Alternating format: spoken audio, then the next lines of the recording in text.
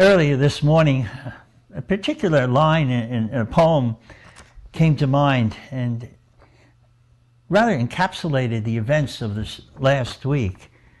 And the line of the poem reads, "Things fall apart, the center cannot hold. Things fall apart, the center cannot hold." And in my mind, that's what I've observed on television. And in general, that I have observed over the last 20 or 30 years in the conduct of our society, particularly with families. Let me read you the first stanza of this poem, and then I will return to it after some comments I have to make. Now the poem begins, "Turning and turning in the widening gyre, the falcon cannot hear the falconer. Things fall apart, the center cannot hold. Mere anarchy is loosed upon the world. The blood-dimmed tide is loosed, and everywhere the ceremony of innocence is drowned. The best lack all conviction, while the worst are full of passionate intensity." And when I was thinking of that, I also recalled the great difficulty of the most important family in the world that occurred with the birth of Jesus Christ, with his stepfather Joseph and his mother Mary. And perhaps you're familiar with the circumstances.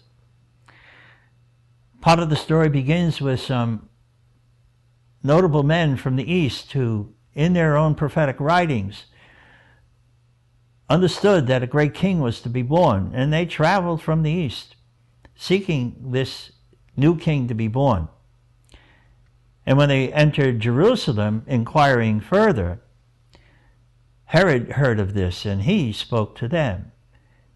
And Herod, the great king of Israel, said, "Well, when you do find him, come back and tell me. I want to give him homage just as you do." That was not his intention, however. We have to keep in mind Herod was a megalomaniac. He had 10 children, and he killed 3 of his boys, thinking that they would usurp his role, and his wife as well. And when the wise men, after they had visited the Holy Family, Jesus, Mary, and Joseph, they received a warning in a dream not to return to Jerusalem and speak to Herod, but return home, and which they did. When Herod realized they were not coming back, he inquired, and he was furious, where this child would be born. And from Judaic scripture, it was decided that the Messiah, the new king to be born, would be born in Bethlehem. And Herod dispatched soldiers to kill every child under 2 years old in Bethlehem and the surrounding area. Now, before that occurred, Joseph, the father of the family, dreamed that there was great danger, that he had to flee to Egypt. And in the middle of the night, he takes his spouse and his son, Jesus, and they just immediately head off to Egypt. No preparations. I'm sure they didn't know what route to take or what provisions they would have.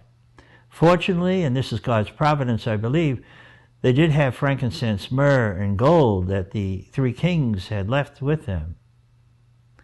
And I'm sure that this was useful in their establishing a new home in a different country. But let's stop and consider these circumstances and how any family would endure such a matter. I mean, we have many children crossing our border without their parents.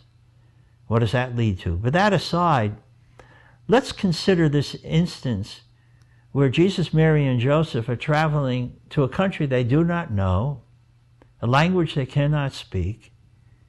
And for Joseph, his worry and concern, how am I going to provide for my family, my employment? Will I be able to practice my craft of carpentry there?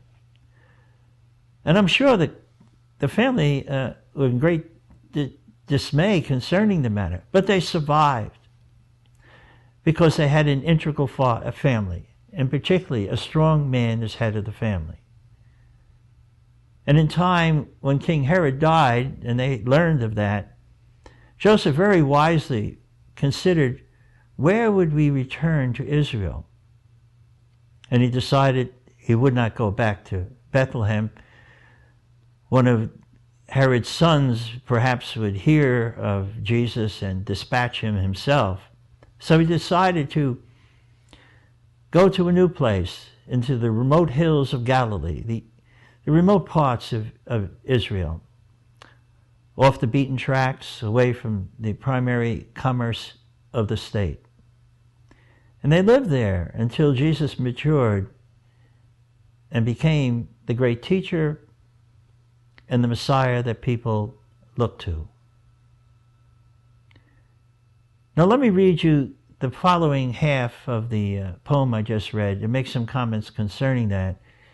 In the state of affairs we have in our families today in our country. And the poem continues, surely some revelation is at hand. Surely the second coming is at hand. The second coming. Hardly are those words out when a vast image out of Spiritus Mundi troubles my sight. A waste of desert sand, a shape with lion body and the head of a man. A gaze blank and pitiless as the sun is moving its slow thighs, while all about it wind shadows of the indignant desert birds.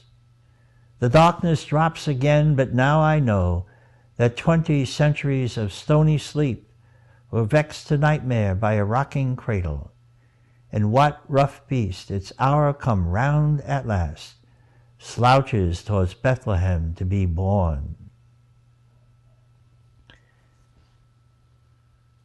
If God the Father realized that his Son, who would become man, required to have a strong father for the sake of Jesus' mother and his own Son's sake, clothed in the flesh of humanity, are we exempt from any of that?